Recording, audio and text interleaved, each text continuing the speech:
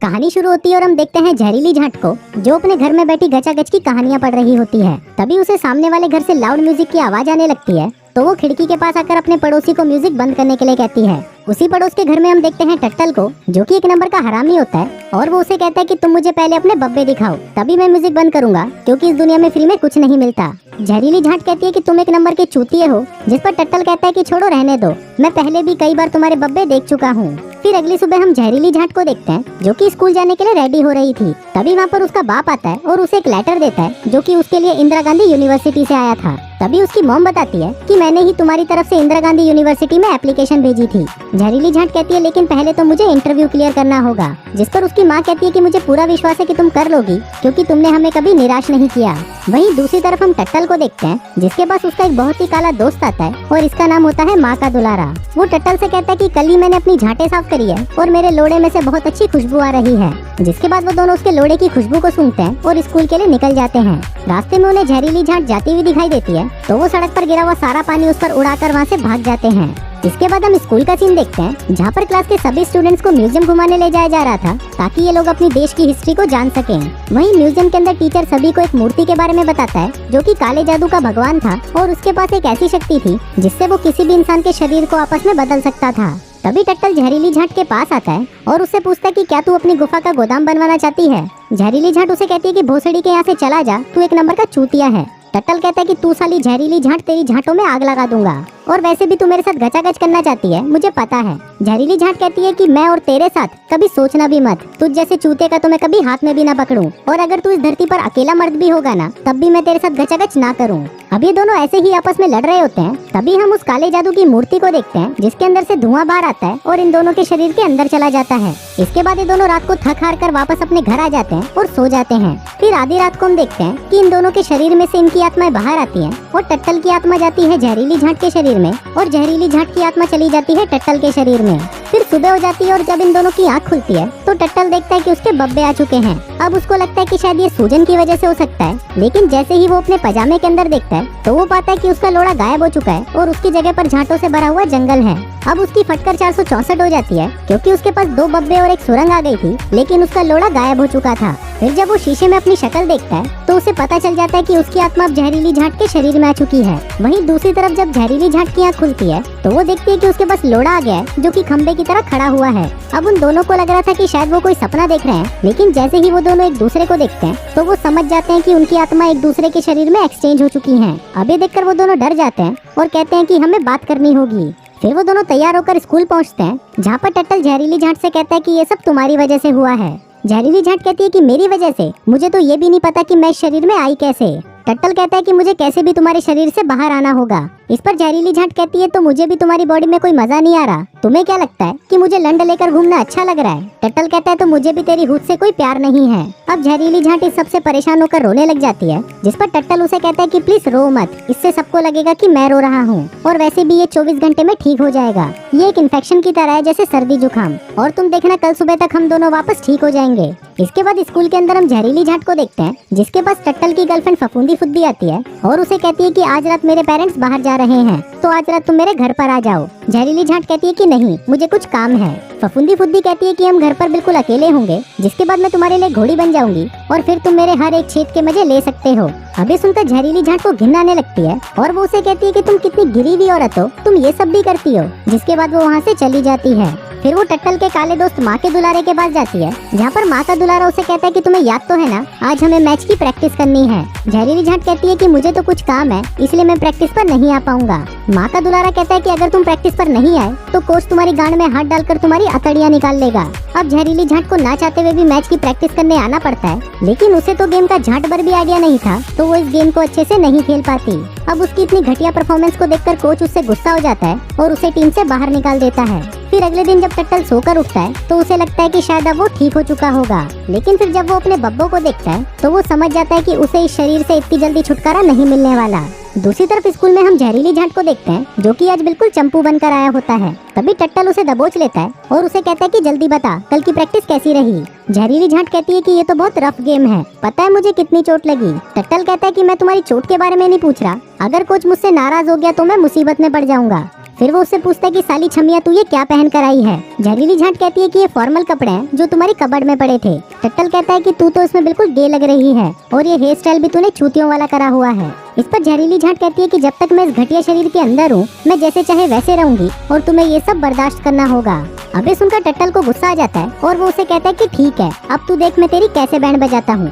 जिसके बाद अगले दिन वो स्कूल में बहुत ही छोटे कपड़े पहन कर आता है और उसने नीचे कच्ची भी नहीं पहनी होती, जिस वजह से सभी उसकी चिकनी गांड को देखकर बहुत एंजॉय करते हैं। लेकिन तभी वहाँ पर जहरीली झांट आकर उसकी गांड छुपाने लगती है और कहती है कि तुम ये क्या पहन कर आए हो, इसमें तो मैं बिल्कुल धंधे वाली लग रही हूँ।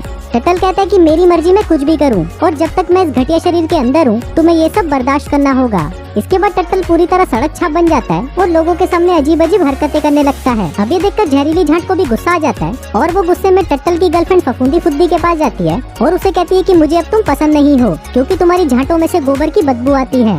अबे सुनकर फफूंदी फुद्दी को गुस्सा आ जाता है और वो टट्टल से ब्रेकअप करके वहाँ से चली जाती है। तभी टट्टल उसके पास आता है और उससे पूछता है कि तूने मेरी गर्लफ्रेंड को क्या कहा। जहरीली झांट कहती है कि शायद किसी का ब्रेकअप हो चुका है। अबे सुनकर टट्टल को गुस्सा आ जाता है और वो जहरीली झांट से कहता है कि अब तू देख साली, जैसे तूने मुझे बर्बाद किया है वैसे मैं तुझे बर्बाद करूंगा। जहरीली झांट पूछती है इसका क्या मतलब है। टट्टल कहता है कि आज रात तो तेरी तितली का चमगादड़ बनेगा। जिसके बाद वो भागते हुए लंड विनाशक के पास जाती है और उससे अपनी तितली का चमगादड़ बनवाने के लिए वो उसके साथ उसके घर पर चली जाती है। फिर रात को हम उन दोनों को लंड विनाशक के घर पर देखते हैं जहाँ पर लंड विनाशक उसे कहता है कि जल्दी मेरे पास आओ और घोड़ी बन जाओ। लेकिन टट्टल अभी भी अंदर से मर्द ही था इसलिए उसे ये काफी अजीब लगने लगता है और वो लंड विनाशक का चूतिया काटकर वहाँ से भाग जाता है। अगले दिन जब जहरीली झांट माँ के दुलारे के साथ स्कूल आ रही होती है तभी माँ का दुलारा उसे कहता है कि तुझे पता है कल रात जहरीली झांट ने क्या किया। उसने कल लंड विनाशक के साथ पूरी रात लगातार बार बार 1000 बार घचाघच किया। अबे सुनकर जहरीली झांट घबरा जाती है। फिर जब वो स्कूल आती है तो पूरा स्कूल भी सिर्फ इसी के बारे में ही बात कर रहा होता है कि कल तो जहरीली झांट ने लंड विनाशक के साथ पूरी रात लगातार बार बार 1000 बार घचाघच किया। अब पूरे स्कूल में जहरीली झांट बदनाम हो चुकी थी जिस वजह से वो सीढ़ियों में बैठकर रोने लगती है। तभी उसका एक टीचर उसके पास आता है और उससे पूछता है कि क्या हुआ। जहरीली झांट कहती है कि आपने नहीं सुना क्या कि कल मैंने लंड विनाशक के साथ पूरी रात लगातार बार बार 1000 बार घचाघच किया। अब ये सुनकर टीचर घबरा जाता है और उसे लगता है कि शायद ये साला छक्का है और कहीं ये मुझे भी ना पेल दे, इसलिए वो डरकर वहाँ से भाग जाता है। फिर कुछ देर बाद जब टट्टल भी स्कूल आता है तो सभी उसको देखकर उसका मजाक उड़ाने लगते हैं। फिर वो जहरीली झांट के पास आता है और उसे कहता है कि कल रात तो मुझे बहुत मजा आया और तुम्हारी तितली अब चमगादड़ बन चुकी है। जहरीली झांट उसे कहती है कि तुमने ऐसा क्यों किया, ये सब मैंने अपने पहले प्यार के लिए बचा कर रखा हुआ था। अब जहरीली झांट काफी सैड थी तो टट्टल उसे बता देता है कि कल रात ऐसा कुछ नहीं हुआ, मैं वहाँ से भाग गया था। जहरीली झांट कहती है कि लंड विनाशक तो पूरे स्कूल में ये कहता फिर रहा है कि कल रात उसने तुम्हें घोड़ी बनाया था। फिर टट्टल कहता है कि इस लंड विनाशक की तो गांड मारनी पड़ेगी। जिसके बाद टट्टल लंड विनाशक के पास जाता है और कहता है कि भोसड़ी के तू पूरे स्कूल में क्या बोलता फिर रहा है। लंड विनाशक कहता है कि मैं सच ही तो बोल रहा हूँ, कल रात मैंने तुम्हें घोड़ी बनाया था। अब टट्टल उसे मारने की कोशिश करता है लेकिन जहरीली झांट का शरीर इतना कमजोर था कि वो उसे मार नहीं पाता। लेकिन तभी वहाँ पर जहरीली झांट आ जाती है और वो लंड विनाशक के मुंह पर एक घुसंड पिलाती है। वो उसे कहती है कि चूतिया बता सबको सच क्या है और तब जाकर लंड विनाशक सबको सच बताता है। इसके बाद वो दोनों साथ बैठकर बातें कर रहे होते हैं। तभी टट्टल को याद आता है कि जिस दिन हम दोनों के शरीर बदले उससे एक दिन पहले हम उस म्यूजियम में थे और उस काले जादू वाली मूर्ति के सामने खड़े होकर झगड़ा कर रहे थे। शायद उसी मूर्ति ने हमें एक दूसरे में बदल दिया है।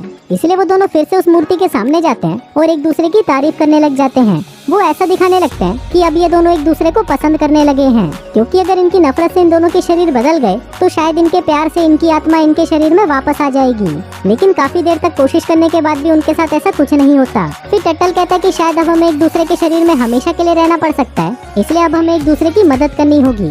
मैं तुम्हें फुटबॉल खेलना सिखा दूंगा ताकि तुम फाइनल मैच खेल सको और तुम्हें स्कॉलरशिप मिल जाए। वहीं जहरीली झांट कहती है कि मैं तुम्हें इंटरव्यू के लिए पढ़ा दूंगी ताकि तुम्हें इंदिरा गांधी यूनिवर्सिटी में एडमिशन मिल जाए। अब इसके बाद से वो दोनों एक दूसरे की मदद करने लग जाते हैं। टट्टल जहरीली झांट को रोज फुटबॉल की प्रैक्टिस कराता है और वहीं रात को जहरीली झांट टट्टल को इंटरव्यू के लिए पढ़ाई करवाती है। और इसी दौरान हम देखते हैं कि उन दोनों के बीच में काफी अच्छी दोस्ती भी होने लगती है। फिर जाने से पहले जहरीली झांट टट्टल से पूछती है कि हर सुबह मेरा लोड़ा खड़ा हो जाता है तो मैं इसको कैसे बिठाऊं। इस पर टट्टल कहता है कि तुम बाथरूम में जाकर मुट्ठ मार लिया करो। फिर अगली सुबह जब टट्टल स्कूल आता है तो वो वहाँ पर माँ के दुलारे की गर्लफ्रेंड डाटा केबल को रोते हुए देखता है। फिर जब वो उससे पूछता है कि क्या हुआ, तुम रो क्यों रही हो, तो डाटा केबल उसे बताती है कि माँ का दुलारा मुझे चीट कर रहा है। कल रात ही मैंने उसे किसी दूसरी लड़की के साथ देखा जो उसका काला गन्ना चूस रही थी।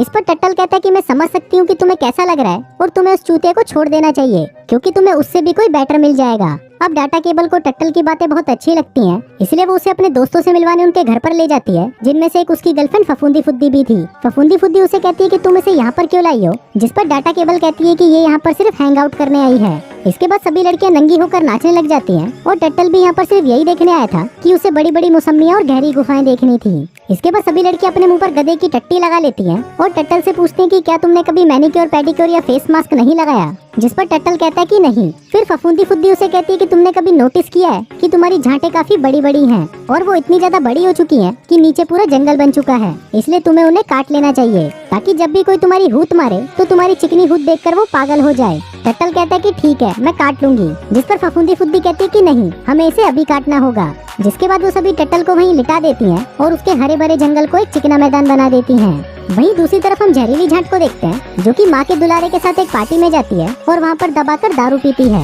उसे ऐसा करने में काफी ज्यादा मजा भी आ रहा था, क्योंकि उसने अपनी लाइफ में पढ़ाई के अलावा कभी कोई दूसरी चीज करी ही नहीं थी। फिर अगले दिन से वापस टट्टल जहरीली झांट को फुटबॉल सिखाने लगता है और जहरीली झांट शाम को उसे इंटरव्यू के लिए पढ़ाई कराती है। अब ऐसे ही कुछ दिन बीत जाते हैं और फिर वो दिन भी आ जाता है जब टट्टल का इंदिरा गांधी यूनिवर्सिटी में इंटरव्यू था और जहरीली झांट का फुटबॉल का फाइनल मैच था।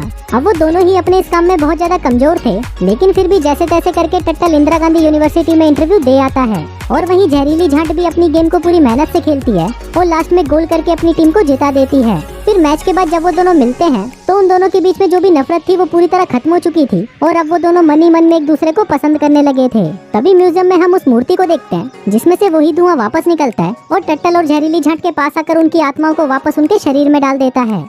अब वो दोनों नॉर्मल हो चुके थे और फिर वो दोनों जैसे ही एक दूसरे को अपनी दिल की बात बताने ही वाले होते हैं, तभी वहाँ पर फफूंदी फुद्दी आती है और टट्टल को पकड़कर किस करने लगती है। लेकिन तभी उसे ऐसा करते हुए जहरीली झांट देख लेती है, जिससे उसका दिल टूट जाता है और वो मायूस होकर वहाँ से चली जाती है। फिर अगले दिन टट्टल जहरीली झांट के घर पर आता है ताकि वो उसे आज रात होने वाली होम कमिंग पार्टी में अपने साथ ले जा सके, लेकिन उसकी मॉम उसे मना कर देती है और कहती है कि मेरी बेटी तुम जैसे फकीर के साथ कहीं नहीं जाएगी। उसे लगा था कि शायद तुम बदल चुके हो, लेकिन तुम तो चूतिए के चूतिए ही रहोगे। वहीं हम जहरीली झांट को देखते हैं, जिसके पास इंदिरा गांधी यूनिवर्सिटी से एक लेटर आता है जिसमें लिखा था कि उसका एडमिशन इंदिरा गांधी यूनिवर्सिटी में हो चुका है। लेकिन जहरीली झांट इससे खुश नहीं थी, क्योंकि वो भी टट्टल से प्यार करती थी और उसे छोड़कर नहीं जाना चाहती थी। फिर उसी रात हम होम कमिंग पार्टी का सीन देखते हैं, जहाँ पर टट्टल को होम कमिंग किंग चुना जाता है और फफूंदी फुद्दी को होम कमिंग क्वीन चुना जाता है।